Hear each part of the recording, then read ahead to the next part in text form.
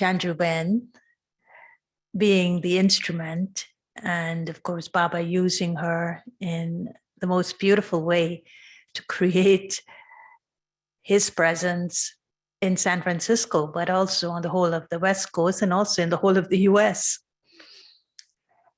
And it seems so surreal to me.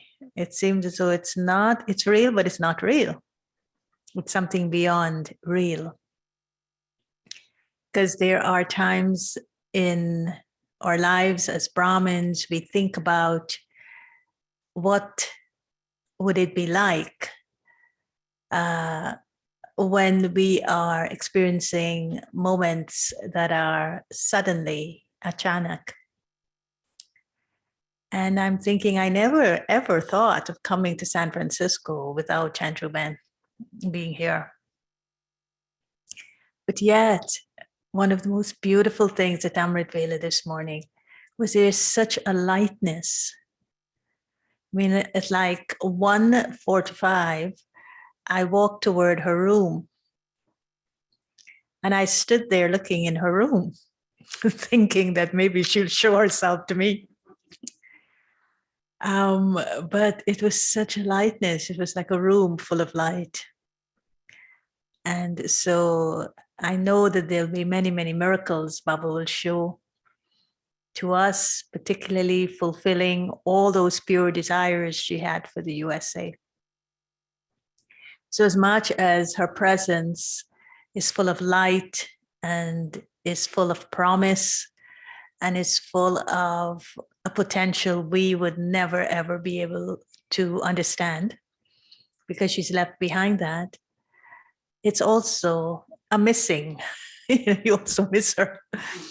And but here we are with that scene in the drama that we all must collectively stand up to what she would want from us. What would Chandru Ben want us to be at this significant moment of our transition? It's a lovely question to be in. What is it she would want us to be at this beautiful transition? So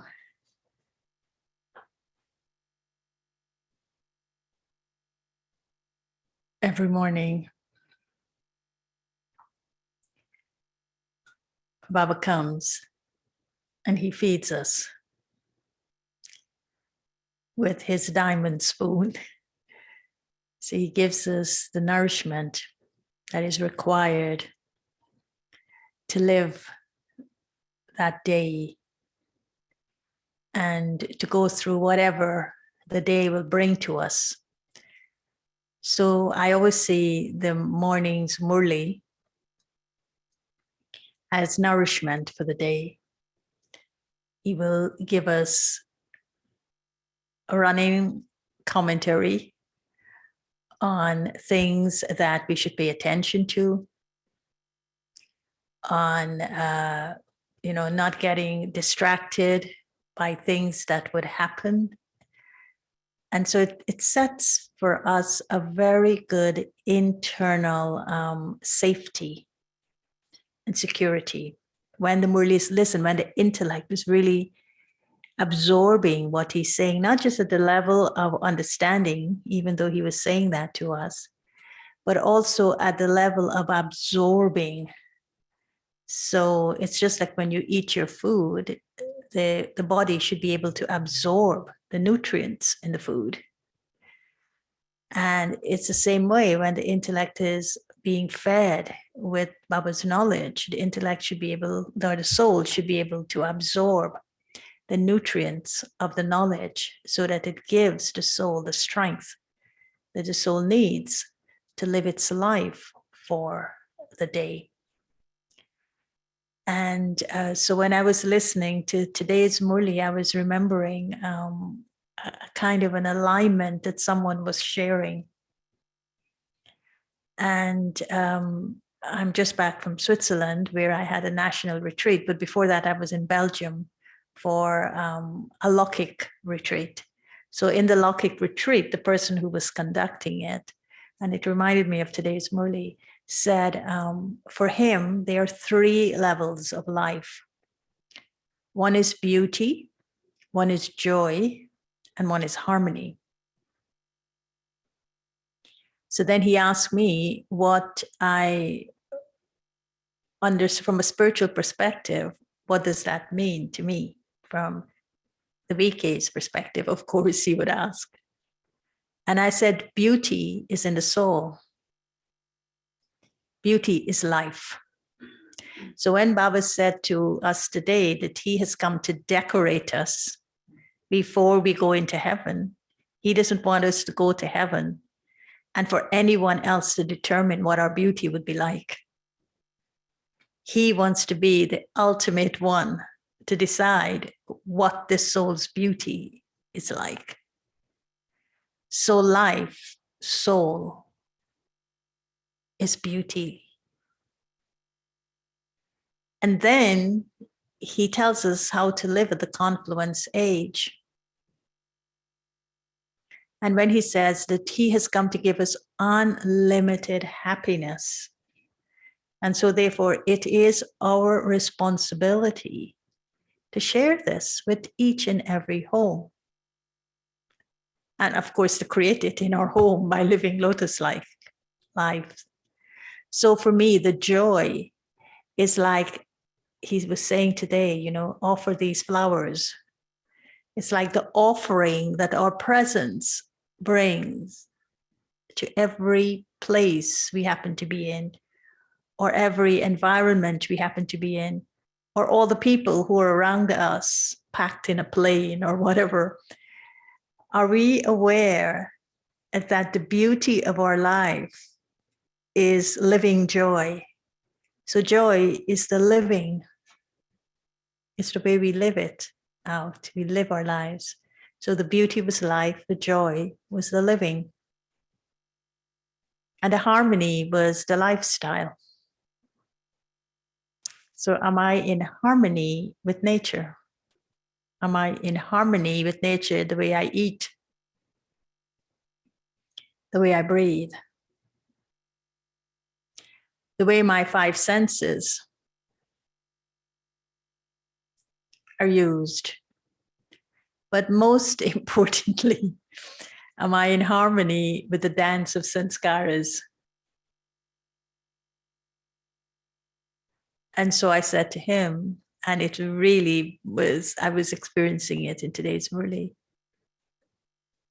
that life is beauty, living is joy, and lifestyle is harmony. And so this is what Baba means when he says, happiness, you are being prepared for a life to live in happiness. I also love it when Baba talked about not getting caught up in details. You know, at the time of significant people in our lives leaving the bodies, we could so easily get caught up in, where is the soul now? What is the soul doing now? Where is the soul going to be? Who is the soul going to be with? What caused the soul to leave the body? Was the soul suffering? Was the soul not suffering? Who was with the soul at the end? What did the person say to the soul at the end? You know, those are all details.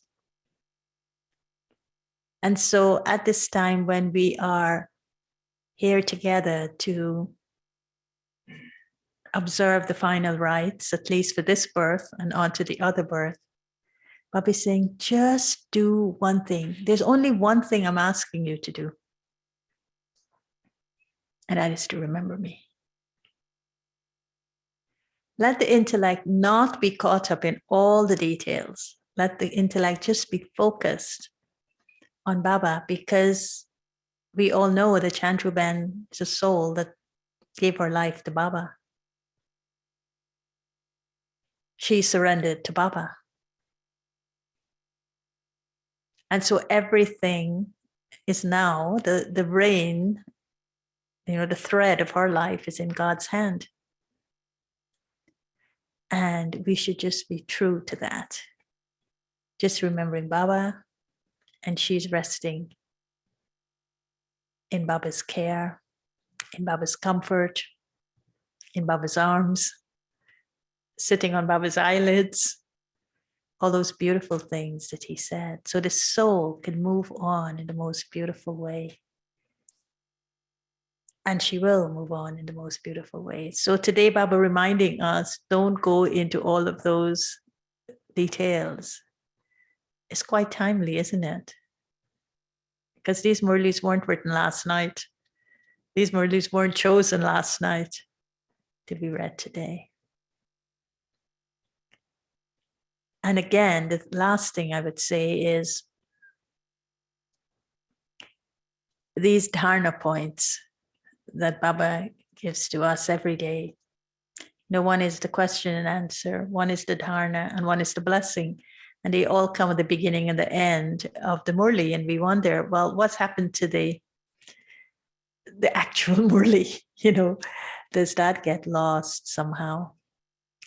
But, these dharna points, if we just pay attention to it, and, today's dharna point was the one I loved. It was the first one that don't let the intellect get confused in the manmat, my own dictates, or parmat, dictates of others. But let my intellect stay true to the Srimat. Because what is dharna? We usually say dharna is to inculcate what Baba says. But dharna is also to follow Baba's Srimat. So I could say that, I'm inculcating happiness or peace or whatever is the virtue. But somehow, when it comes to living it out in my life, I'm not able to do it. So I'm not able to use the virtue and bring it into action. And today Baba was saying that wisdom is to follow Srimat. Wisdom is Srimat when I follow it. So whatever I'm inculcating in terms of what Baba is teaching me will be seen through my actions. Will be seen through that harmonious lifestyle. And harmony is also Srimat in action, wisdom in action.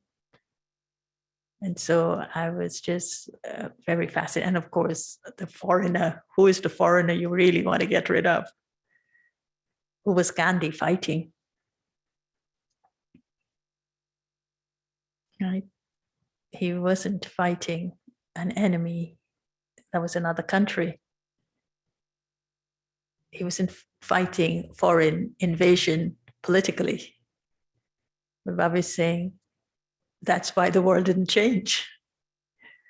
But when Shiv Baba comes, he has come to get rid of that enemy that gradually infiltrated our lives.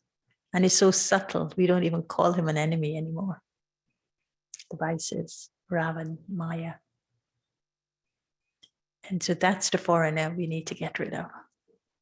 The one who has come to live in the soul and has overthrown our self-sovereignty, our kingdom, our self-rule. And what we're seeing in the world is, of course, collective for everyone. Everyone's self-rule has been overthrown by Maya and Ravan, the combined force of the vices and illusions. So I really like that very much. And now maybe we should do some yoga together and be prepared for the final goodbye in this birth anyway, which will happen tomorrow. And maybe today we should observe it as a day of quiet, as a day of silence, as a day of being in Baba's remembrance, in preparation for tomorrow. But also this evening we have meditation, don't we? From 6:30 to 7:30. and we'll be on Zoom. But let's just keep, because it's Saturday, hopefully you don't have a lot of activities and a lot of things to do, responsibilities. So let's just keep it as a quiet day, as a day of silence, as a day of remembrance. And also tomorrow, because as you heard, the ceremony is early. The bhog will be at 1:30.